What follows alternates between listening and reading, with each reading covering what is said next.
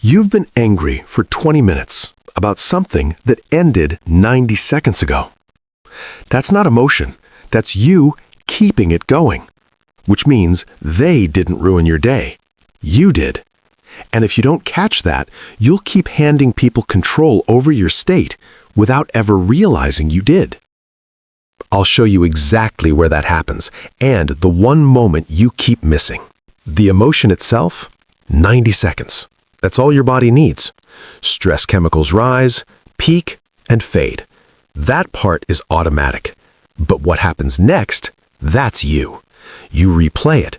You argue with someone who isn't there. You rewrite the scene and give yourself better lines. And now, 90 seconds becomes 20 minutes, or 2 hours, or your entire day. Here's the shift. You're not reacting anymore. You're rehearsing.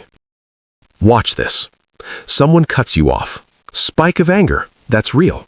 But then, what an idiot. They always do this. I should have said something. Now you're not feeling it. You're feeding it. And this right here is where most people lose control, because they can't see the switch.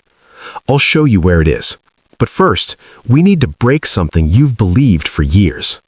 They pushed my buttons. No, they found them. Nobody creates what isn't already there. That reaction didn't come from them. It came from something older, a pattern, a memory, something unresolved. They didn't build the reaction, they revealed it. Here's where it breaks. If you think they caused it, you stay powerless every time.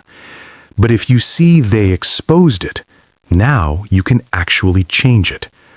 And once you see that, you gain access to something most people never use, the gap. Between what happens and what you do next, there is a gap. Small, fast, easy to miss, but it's always there.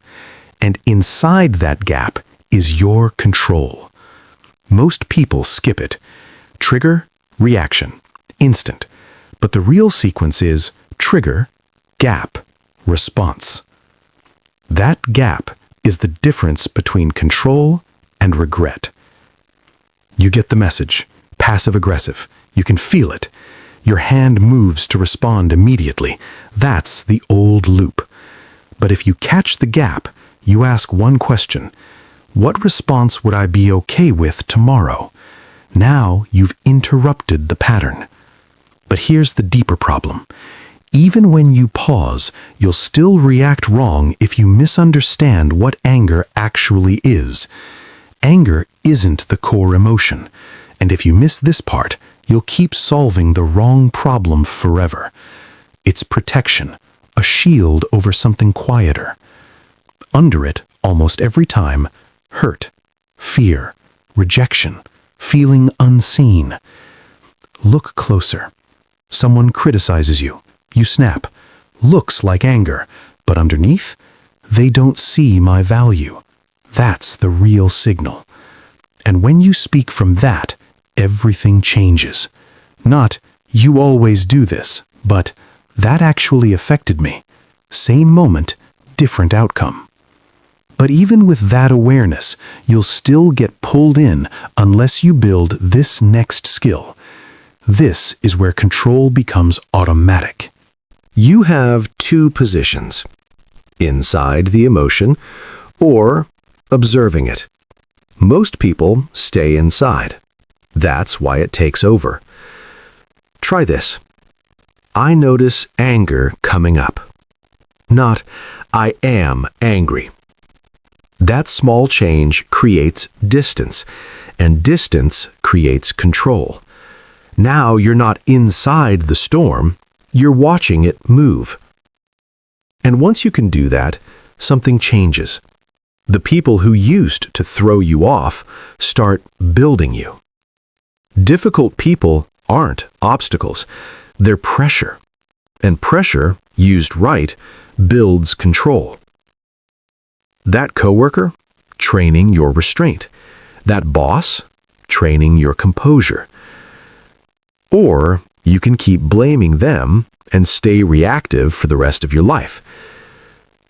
Sometimes control isn't staying. It's stepping away. Not avoidance, reset. I don't want to respond wrong. Let's continue this later. That's not weakness. That's precision. So here's what actually changes everything. It's not controlling people. It's catching the moment where you start continuing something that already ended. The anger lasted 90 seconds. Everything after that was you. And once you truly see that, no one controls your state again. Unless you hand it over. And most people do without noticing.